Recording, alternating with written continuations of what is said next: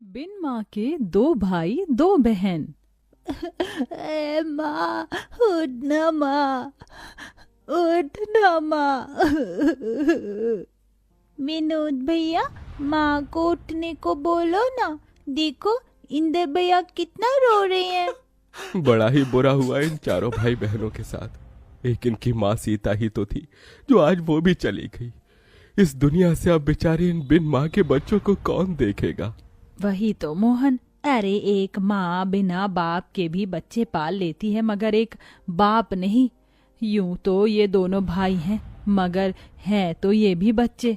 अब 10-12 बरस कोई उम्र थोड़ी है इनकी कमाने की। वहां खड़ा हर कोई उन बिन माँ के बच्चों को देखकर दुख जता रहा है। विनोद, इंदर, सुमन और राधा अपनी माँ की बेसुध पड़ी लाश को देखे जा रहे थे। सीता के पिता ने उसका हाथ रमेश जैसे गलत इंसान के हाथ में दे दिया।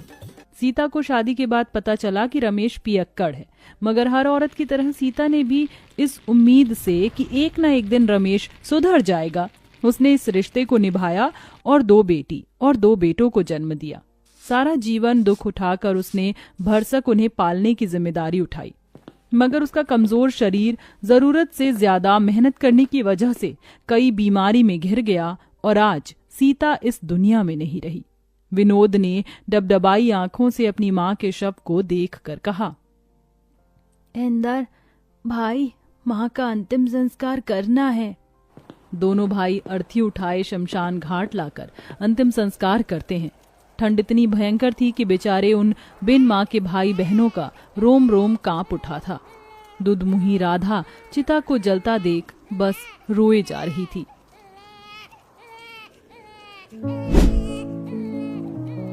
खुद जलते जलते भी वो माँ अपने औलाद के उघार शरीर को गर्माहट से भर जाती है।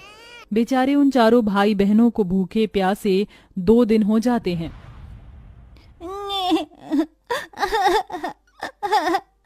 अले ले ले, चुप हो जा राधा, तू तो भैया की प्यारी बहना है ना।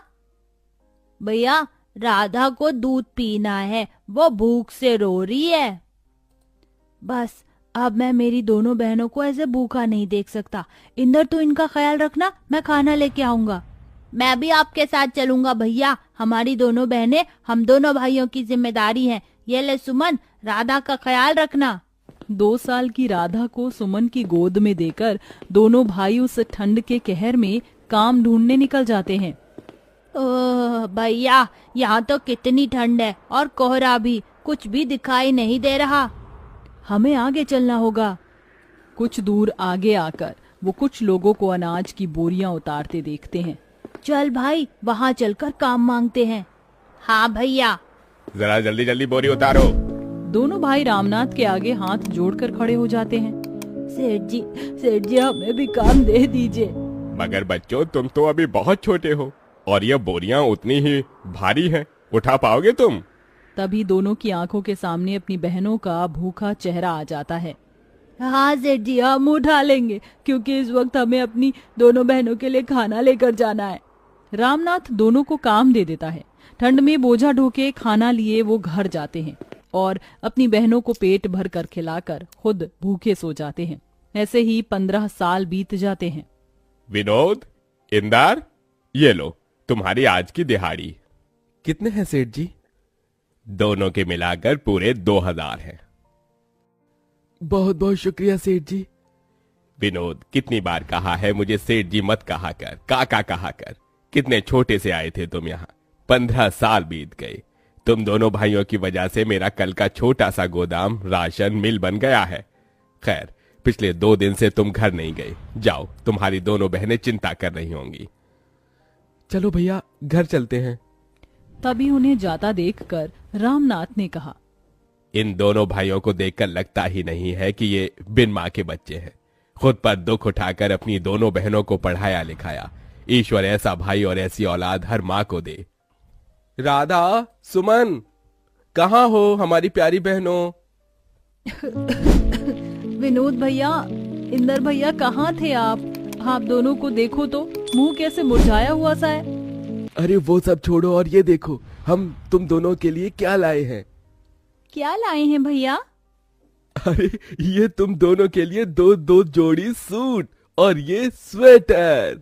भैया इसकी क्या जरूरत थी, कितनी ठंड पड़ रही है और आप हर दिन ऐसे ठिठुरते हुए जाते हैं काम पर। हर बार हम दोनों बहनों के बारे में सोचते हैं, अपने तन पर एक जोड़ी स्वेटर भी नहीं खरीदते। आप नहीं जानते भैया, आप दोनों जब कांपते हुए काम पर जाते हैं ना तो हमें बहुत दुख होता है। कहते कहते सुमन रो देती है। अरे पगली रोती क्यों है? तुझे पता है तुम दोनों हमारे जिगर का टुकड़ा हो। हम तुम्हारी आंखों में आंसू नहीं देख सकते, इसलिए तुम्हारे गरीब भाई खुद ही दुख उठाते हैं। तभी डबडबाई आंखों से राधा कहती है, भैया फिर कभी खुद को गरीब ना कहना, सच कहती हूँ ये हमारी तकदीर है जो आप दोनों हमारे वीर हैं। आप दोनों की परछाई में हमने हमेशा माँ को देखा है। आज भी याद है हमें, मुझे और सुमन दीदी को पेट भर खिलाने के लिए आप दोनों कैसे भूखे रह जाते थे, हमें पढ़ाया लिखाया। भैया अब आप दोनों शादी कर लीजिए। नहीं सुमन, जब तक तुम दोनों का घर नहीं बस जाता तब तक हम भाई शादी नहीं करेंगे। तभी दारू के नशे में धुत रमेश घर में घुसा। ए विनोद, चल मुझे पैसे दे, मुझे दारू पीना है। शर्म नहीं आती आपको? आपकी इसी दारू की आदत की वजह से हमारी माँ दुनिया से चली गई और हम बिन माँ के हो गए। चले जाओ यहाँ से। ऐसे ही दिन बीतते गए और दोनों भाई राधा और सुमन के लिए रिश्ते देखने लगे। फिर एक दिन बड़ी सी गाड़ी उन बिन माँ के गरीब भाई बहन के द्वार पर आई। आइए वसुंधरा जी, मुझ गरीब भाई की कुटिया में आपका स्वागत है। इंदर, जाकर राधा और सुमन को ले आ। वसुंधरा दोनों की सादगी देखकर उन्हें पसंद कर लेती है। विनोद, मुझे तुम्हारी बहनें पसंद है, तुम बस शादी की तैयारी करो, मैं जल्दी अपने बेटों की बारात लेकर आऊंगी। माँ जी, मेरी आपसे एक विनती है। आप तो जानती हैं हम दोनों बिन माँ की बेटियां हैं। हमारे भाइयों ने बड़ा दुख उठाकर हमें पाला है। हमारे भाई दहेज नहीं दे पाएंगे। ये सुनकर दोनों भाइयों की आंख से आंसू छलक जाता है। बेटी, मुझे कोई दहेज नहीं चाहिए, चलती हूँ। ऐसे ही दिन बीतते हैं। इधर शादी का दिन पास आया है तो वहीं ठंड कई गुना बढ़ जाती है। भैया, आज आपकी तबीयत बिल्कुल ठीक नहीं लग रही है। हाँ भैया, लगता है आपको ठंड लग गई है, आज आप आराम कीजिए। नहीं इंदर, अभी बहनों की विदाई के लिए पैसे जोड़ने हैं, मैं घर पर नहीं बैठ सकता। ये कहकर उतनी ठंड में भी विनोद काम पर चल देता है। अब वह दिन भर बोरी ढोते और फिर बचे वक्त में जूते साफ करते तो कभी मलबा ढोते। अब शादी की रस्म भी शुरू हो जाती है। राधा सुमन को हल्दी मेहंदी लगाने लगती है। भैया, कल इसी वक्त हमारे आंगन में बहनों की बारात आएगी। यह हम दोनों भाइयों का कितना बड़ा भाग्य है ना भैया, जो अपनी बहनों का कन्यादान हम करेंगे। हाँ इंदर। मगर दोनों को कहाँ पता था कि एक और दुख उन पर आन पड़ने को है। शादी के रखे पैसे को रमेश चुरा कर ले जाकर दारू पी जाता है और खूब सट्टा खेलता है, जिसके बाद दोनों चिंता में आ जाते हैं। भैया, पैसे तो है ही नहीं। हे भगवान, कितनी मुश्किल से कर्ज उठाया था शादी के लिए, अब ऐन मौके पर कौन देगा ऐसे पैसे। अरे यार, आज राधा और सुमन की बारात है, हमारी बहनों की इज्जत चली जाएगी, कैसे करेंगे हम उनकी विदाई। माँ, तेरे दोनों बेटे हार गए माँ। दरवाजे पर खड़ा रामनाथ ये सुन लेता है और फौरन पैसे मंगवा कर उन्हें दे देता है। विनोद, इंदर, ये लो और इसे अपनी बहनों का कन्यादान करो। बहुत बहुत शुक्रिया काका, आज आपने हमारी बहनों की विदाई रुकने से बचा लिया। जिसके बाद दोनों उनका कन्यादान करते हैं और शादी बड़े धूमधाम से वसुंधरा के बेटों से होती है, जिसे कि पूरा गांव देखता है।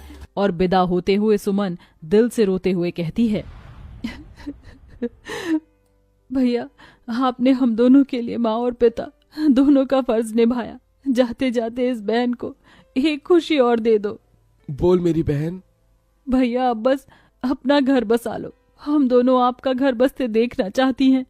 थोड़े ही दिनों बाद दोनों भाई भी शादी कर लेते हैं और चारों बहन भाई अपने अपने जीवन में खुशी को पाते हैं। कहते हैं इस दुनिया में माँ की जगह कोई नहीं ले सकता, मगर इंदर और विनोद जैसे भाई जिस भी गरीब बहन के भाग्य में हो तो माँ और पिता दोनों का रूप मिल जाता है।